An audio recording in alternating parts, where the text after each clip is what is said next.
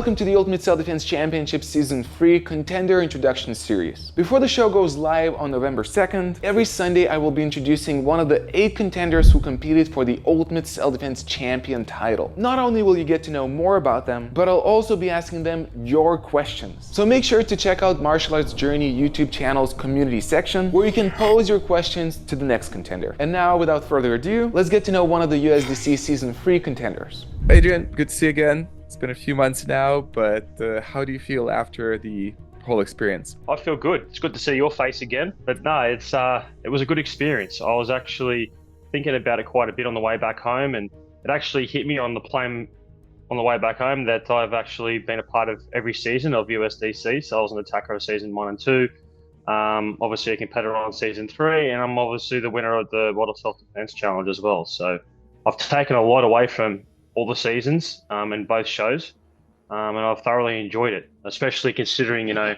remember when it all first started, when everyone was sort of talking about it, I was a bit unsure as to whether I wanted to be a part of it. But I'm definitely glad that I did. And yeah, met a lot of good people along the way, and learnt a lot of things as well. So yeah, no, it's definitely been enjoyable. You're totally right. It's not only that you were part of all the free USDC season, but also you're like, you even topped that. So you're part of the World of Self-Defense Challenge, which is a spin-off show. Not everybody knows about it yet, but they can check it out now on Jeff Phillips's channel. And so yeah, you have more experience than any other contestant or attacker. So that's very cool. And speaking of your background, so just as a short recap, so you were an attacker in season 1 and season 2, then you won the World of Self-Defense Challenge, and now you were part of the 3rd season. And also a lot of people find fascinating that you had a rugby background. So I know you're not into rugby as much anymore, but maybe you can tell a bit about your sports career prior to this moment. Yeah, so I actually been involved in sport since I was a kid. I've always loved sport, and I played soccer for quite a few years, from when I was a kid till my early teens. Then I took a break from sport, and I got into the gym and started lifting weights and staying fit. And then in my late teens, I started playing rugby league, and I played rugby league until my early 20s. I was still training at the gym at the same time. And then come my early 20s, I decided to stop playing rugby league and just focus on my training at the gym, staying fit. I've always had this itch about martial arts, wanting to get involved, but not sure what type of martial arts I wanted to get into. But I knew that I wanted to do something that would benefit me, in real life scenarios. So, at that point, again, I wasn't looking to compete in any sort of martial art competition. And then I came across Krav Maga, and I saw a few videos, and I thought, oh yeah, that's something that interests me. It looks like it's right down my alley. And so I started looking for Krav Maga gyms.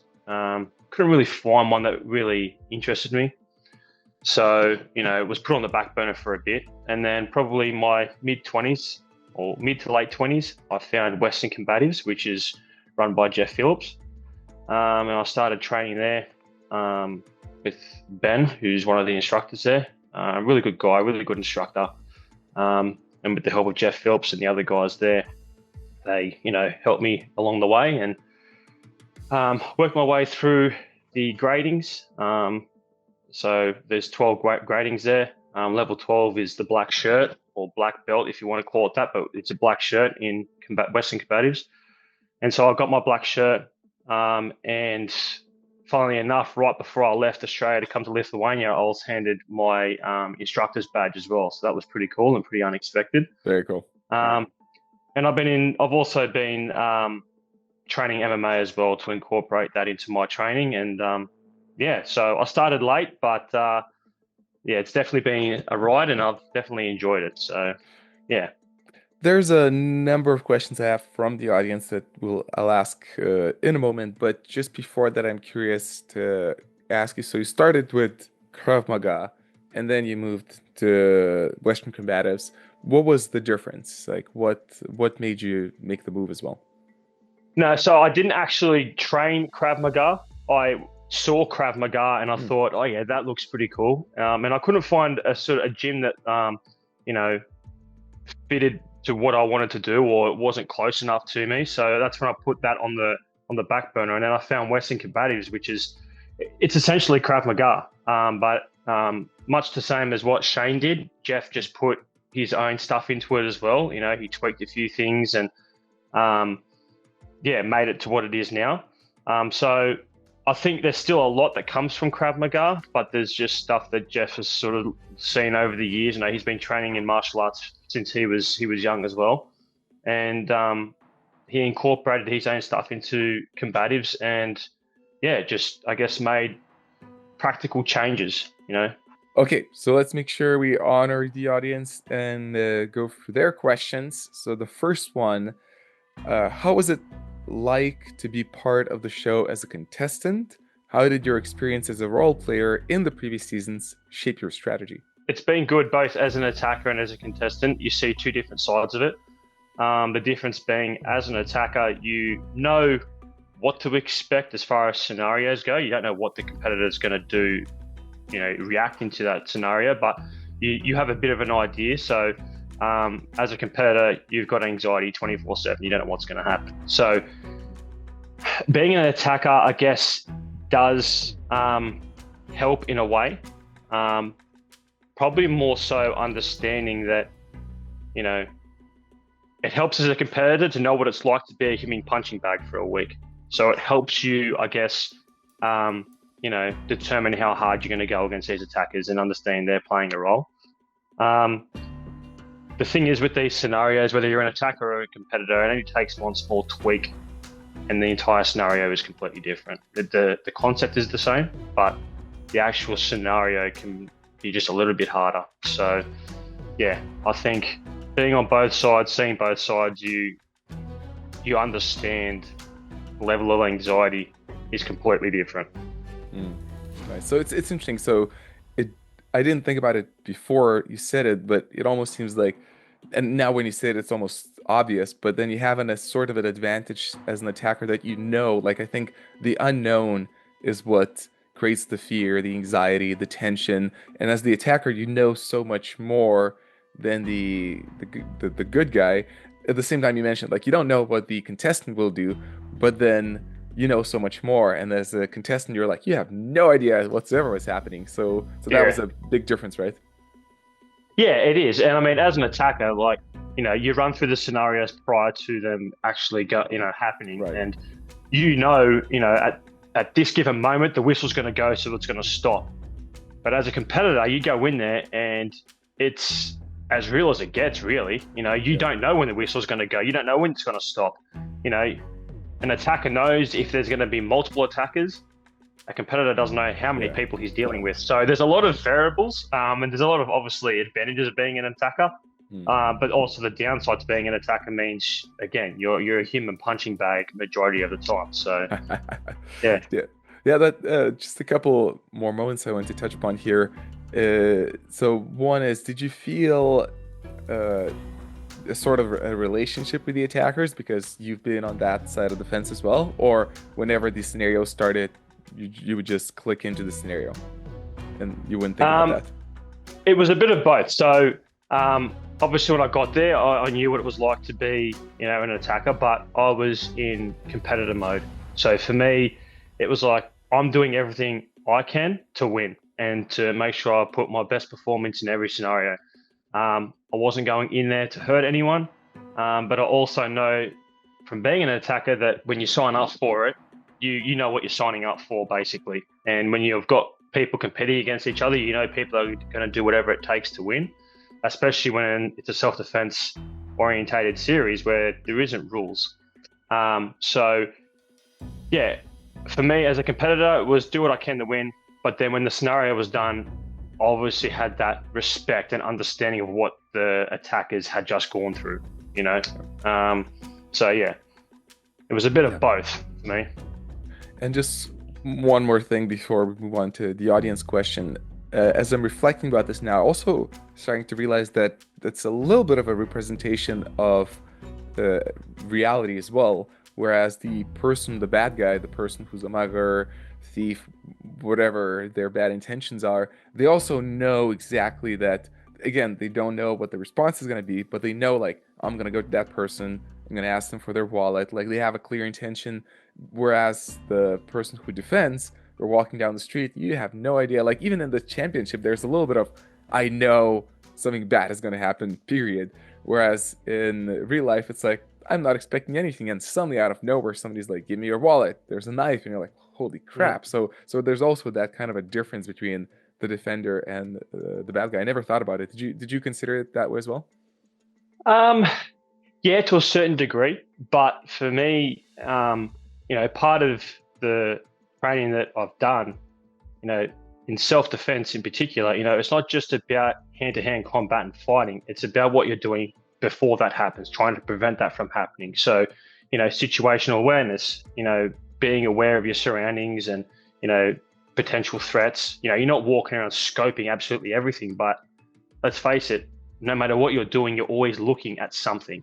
And so, you take notes of what you're looking at if it is suspicious, and if it kicks off, it's not so much of a surprise. If someone looks a bit dodgy and something happened, it's like, shit, where did he come from? You kind of knew that person was there. What sport-specific exercises in preparation for the intensity of rugby do you think translates the best to fighting or self-defense training? Before we continue, I have some cool news. The Atomic Bear returns as a sponsor for Season 3, and now you can win their Stealth Pen Pro absolutely free. When you hear improvised weapon, you probably don't think a pen. But the Stealth Pen Pro is not an ordinary ink pen. Yes, it writes really well with a sharp and responsive ballpoint tip, but its real advantage is the rock-solid grip for unparalleled retention and stopping power. The Stealth Pen Pro also hides a glass breaker for car safety and reveals DNA-catching teeth for that extra blast of impact.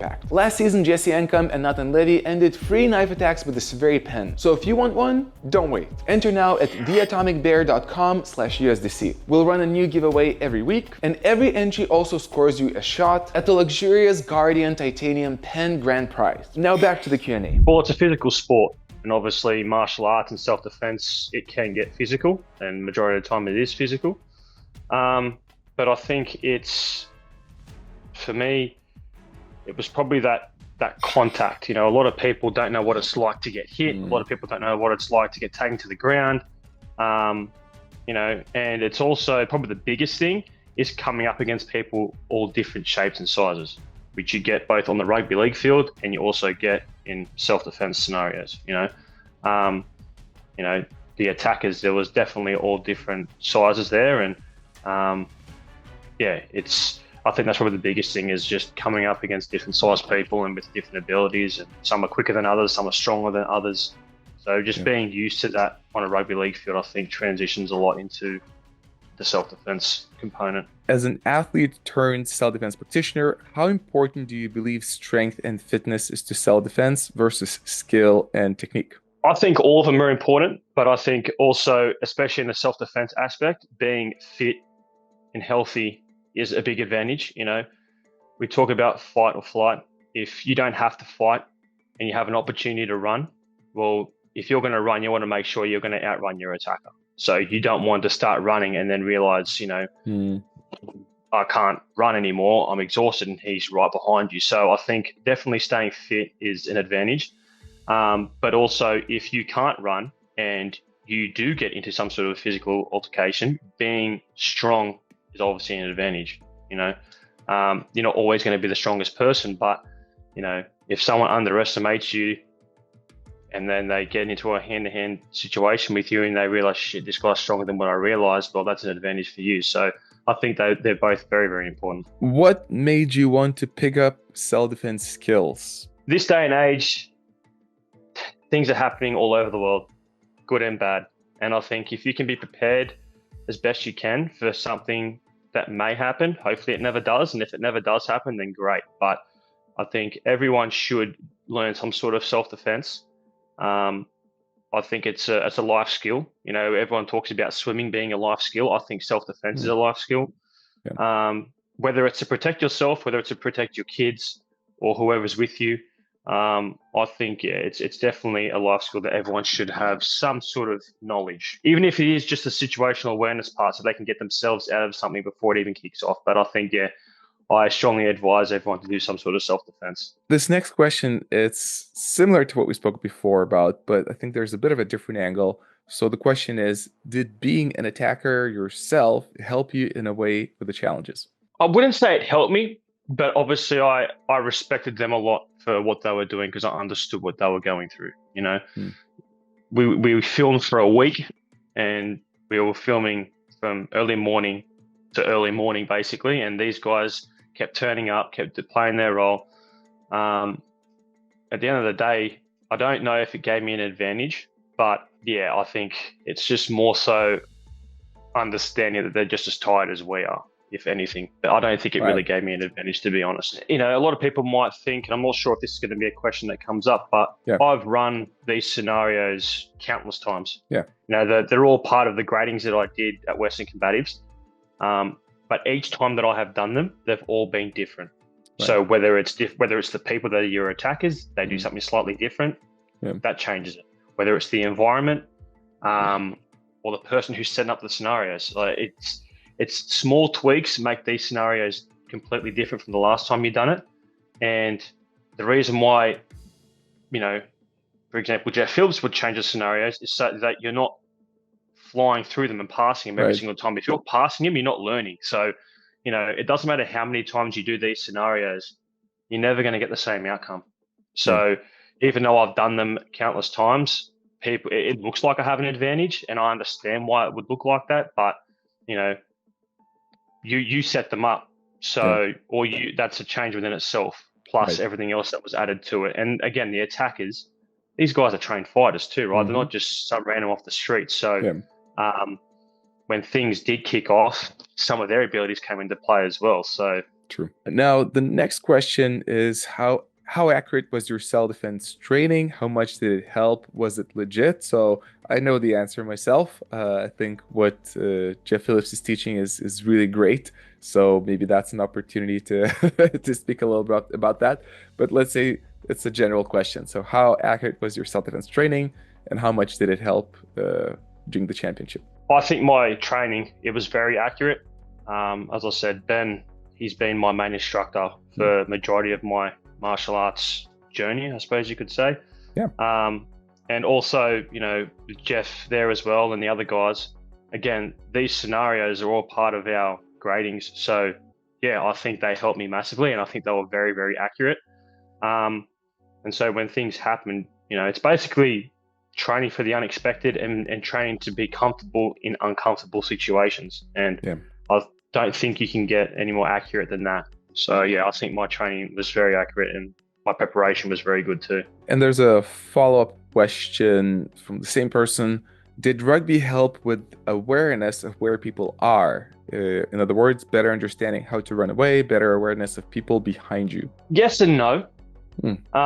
Because obviously when you're playing rugby league, you've got your teammates beside you and your opponents in front of you. So you can see where people are. So if it did, it would be a small amount. But I think, if I was to go into this having not done my martial arts training, I don't know how much rugby league would have helped me. Right. That's a team sport. Right.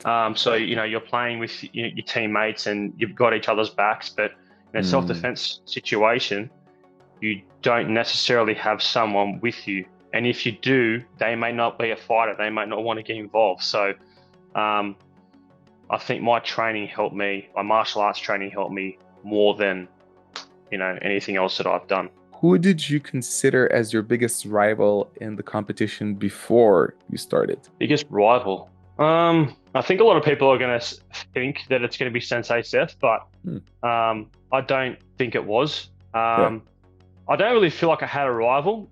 If I had to put a name to it, I'd say Natan Levy, only because he's the champion from season 2 and everyone wants his title. Right. But if he didn't have the title and someone else did, then that'd be the rival. So I don't really feel like I had a rival in there. One thing I will say, and one thing I suppose which would add on to one of the previous questions about being an attacker, is being a competitor, you're with these guys basically 24/7. Right. And we all got pretty close, and we're all like mates. We're all laughing behind the scenes, and when push came to shove and it was go time, we went. But then afterwards, we were laughing and carrying on. So I don't really feel like there was such thing as a rival. As I said, I said Nathan Levy's name, but that's only because he's, the champion from season 2. So, Right. Yeah. Good point. Actually, if I had to say a rival, yeah, it probably would have to be you. Good point. the main enemy, the boss battle. I think you were everyone's rival after the first day. Yes. People will find out pretty soon why, but yes, very true. Very true. Good point. How representative did you find the challenges to the frequency of most self-defense situations? How did it correlate to your classes? Yeah, they were very realistic. You've got to try and make these situations as realistic as possible, especially when we're talking about self-defense. Obviously, there's got to be a safety part to it as well, right? But I think they were very realistic. I think all the challenges, a lot of people will say, especially, for example, shank tank, I've seen a lot of comments from season 1 and 2, people saying, oh, that's not a real knife or whatever. Well, obviously, it's not a real knife. You can only make these as realistic as to a degree. You've still got people's safety to take into consideration, but when you're taking everyone's safety into consideration, I think everything else, like the scenarios themselves, were very realistic. And I think for anyone who says, "Oh, I don't think that would actually happen," you don't know, especially in this day and age. A bit of a more personal question: why did you quit rugby? It was actually an injury that made me quit. I decided that. After I got injured, I was working and I got injured and I wasn't able to work for a few weeks. So I thought, look, I'm not getting paid to play rugby league here, so I need to be able to go to work. So once I sort of recovered, and as I said, did my rehab and continued training at the gym and got my strength back up, I started to focus on work. And then, I found martial arts, and I think that's probably the best thing, because if I was playing rugby league still, which if I didn't get injured, I wouldn't have been playing now anyway, but if I was playing rugby league, further on than what I did, I probably wouldn't have looked at getting into martial arts, because I wouldn't have wanted to do them both at the same time. So it's probably a blessing in disguise. And it's almost a related question. So somebody is asking, did you have any concerns about CTE during your rugby career? Do you have any now as a self-defense practitioner? Look, you're always going to be worried about that sort of stuff, but when I was playing rugby league, I was a lot younger, so I was probably a bit more naive. So I wouldn't say that I was concerned about it. Now, I do think about it here and there, but at the same time, it's all part of the game, A lot of the time when you're training with people, if you train at good gyms, a lot of people know what intensity to go out without injuring yourself, and likewise when you're with your opponent. So I think as long as you're in a controlled environment, I think that sort of stuff, it's obviously still a possibility of happening, but it's lowered when you're in a controlled environment. 2 more questions before we wrap things up. So one is, I asked this to all the contestants. So what can the audience expect from season 3? I don't know if I can say this, but a lot of headbutts. Headbutts. Yeah. So no, it's definitely going to be action packed. Every season's obviously had its action, but this one for me, it's the production of it was on a whole new level. I knew that you were going to sort of up it from season 2, because obviously season 2 up from season 1. But when I got there and actually saw the level of production that was involved, even just setting up for every scenario, you had multiple cameras, multiple lights, and all these different props and everything like that. Like, you had a full-on production team, basically. It felt like I was on a movie set. So I think the production of this season is going to be 10 times better than the other seasons. It's definitely going to be action-packed. And I think, again, there's a lot for people to learn from this as well. Where can people find more information about you, or where can they follow whatever you do? Well, I'm not a YouTuber, so I don't have a YouTube channel, but I do have Instagram. It's Adrien_92. I've got videos and photos on there of my training. I've also got a link in my bio for the World of Self-Defense Challenge, so if you guys want to check that out, feel free to do so. And if you've got any more questions or anything like that, feel free to send those messages through to that page, and give me a follow, and I'm sure you'll see some more of my training videos as they come up. And actually, just one more question, because we haven't had a chance to talk about it, and I'm curious to ask about it. Do you have any plans on teaching self-defense, or because you got your instructor's badge, any plans with that? Yeah, so I have. I was actually thinking about it when I was over in Lithuania when I had a bit of time to myself. I thought, I wouldn't mind training, being an instructor and training people self-defense, because as I said, I do believe it's a life skill. Yep. And I thought that I had, and I've still got that thought in mind. I'm just not sure how to go about it. I'd like to actually teach self-defense in schools. I think, with, the amount of bullying that goes on in schools, and even just for kids to, the stranger danger concept as well, I think is a big thing too. So, I do want to use my, abilities as an instructor to, I guess, pass on my knowledge to people who want it and need it.